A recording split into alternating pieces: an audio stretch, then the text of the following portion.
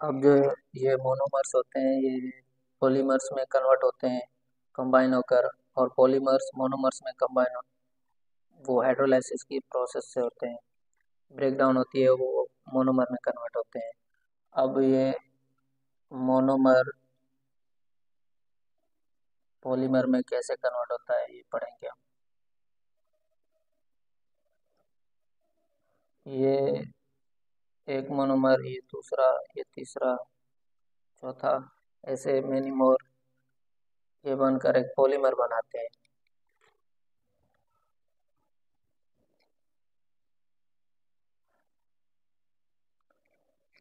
ये कंबाइन होते हैं, इनकी कंडेंसेशन होती है, कंडेंसेशन होती है इनकी।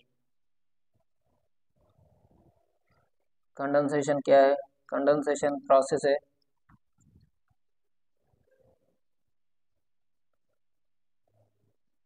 Process of conversion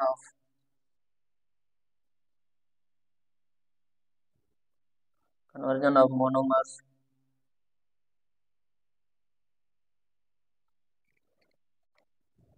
to polymers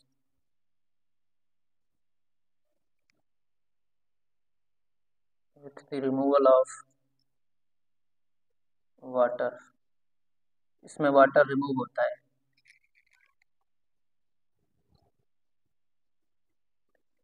जिसमें भी वाटर रिमूव होगा उसमें बॉन्ड फॉर्मेशन होगी। वाटर जहाँ भी रिमूव होगा वहाँ बॉन्ड फॉर्मेशन होगी। इसमें बॉन्ड फॉर्म होते हैं, बॉन्ड फॉर्म होके मोनोमर्स कंबाइन होके पॉलीमर बनाते हैं। अब एक दूसरा प्रोसेस है, जो पॉलीमर्स होते हैं वो मोनोमर में कैसे कन्वर्ट होते हैं। अब पॉलीमर मोनोमर में कैसे कन्वर्ट होता है।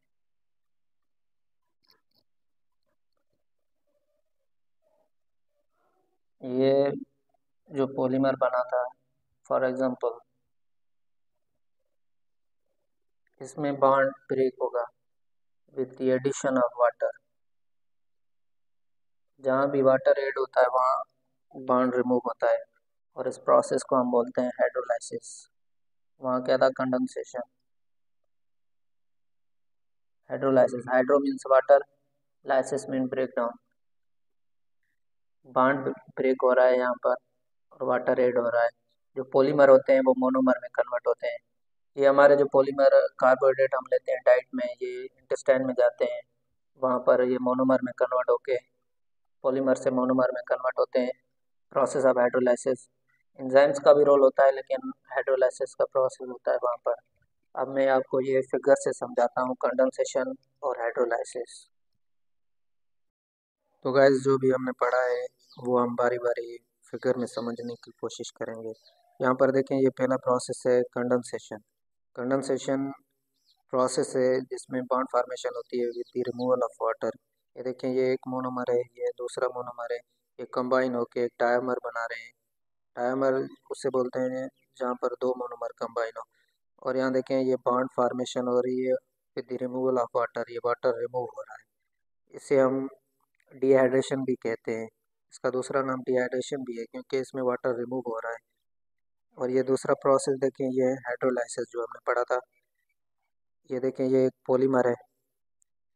पॉलीमर में ये हम वाटर ऐड कर रहे हैं तो बॉन्ड ब्रेक हो रहा है। ये वाला जो बॉन्ड था ना, ये वाला बॉन्ड, थ्री वाला बॉन्ड ब्रेक हो रहा है। ये देखें, ये एक मोनोमर अलग हो गया और ये अलग हो गए with the addition of water, bond break हो रहा है। अब यहाँ देखें, ये सेल है, एक यूकेरियोटिक सेल है। ये देखें, ये इसकी आउटर मेम्ब्रेन है और ये इसका साइटोप्लाज्म है, ये इसका न्यूक्लियस है। ये देखिए, साइटोप्लाज्म के दो पोर्शन है। ये जो ज़्यादा ग्रीन है, ये वाला, इसे हम कहते हैं साइटोसोल। और जो ये मेम्ब्रेन के पास, सेल मेम्ब्रेन के पास पेरीफेरी वाला पार्ट है जो कम ग्रीन है, वाइटिश ग्रीन है, इसे हम साइटोजेल कहते हैं। और जो ये साइटोसोल होता है, ये सर्कुलेटिंग पार्ट होता है साइटोप्लाज्म का। इसी में सारे के सारे ऑर्गेनेल्स इसमें होते हैं मोस्टली।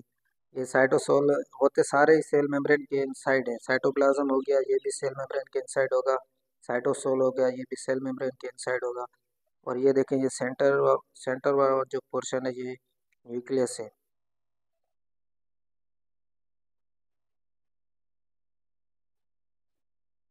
अब यहाँ देखें, ये हमने पढ़े थे eukaryotic cell and prokaryotic cell. ये देखें, ये प्रोकैरियोटिक सेल है, ये एक यूकेरियोटिक सेल है। यहाँ देखिए, यहाँ जो प्रोकैरियोटिक सेल का जेनेटिक मटेरियल है, ये जो न्यूक्लियस है, इसको प्रॉपर मेम्ब्रेन नहीं है। ये ऐसे ही साइटोप्लाज्म में जेनेटिक मटेरियल पड़ा होता है, इसे हम न्यूक्लियोइड कहते हैं। और इसका देखें, ये एक प्रॉपर न्यूक्लियस है, मेम्ब्रेन बाउंडेड न्यूक्लियस है, और उसके अंदर जो होता है जेनेटिक मटेरियल होता है। ये इनमें मेन डिफरेंस होता है प्रोकैरियोटिक एंड यूकेरियोटिक सेल में।